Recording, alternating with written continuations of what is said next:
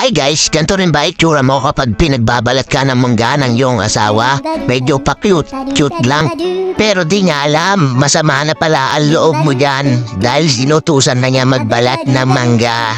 Sa mga nakakabalit nitong mga tatay, alam niyo na huwag na kayong bumalag dahil pag bumalag kayo, isa lang sasabihin niya, umalis ka dito, maghiwalay na tayo. Dito tapos ko na pala bala ng mangga. Ewan ko ba kung anong trip nitong aking asawa, nilagyan ng asin.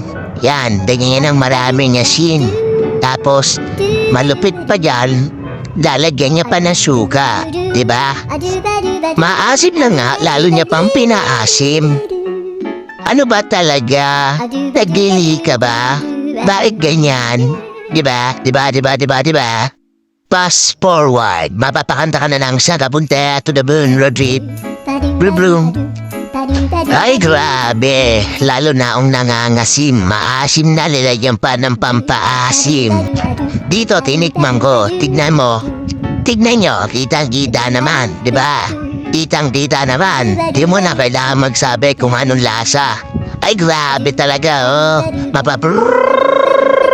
Kasi sarap. Salamat po.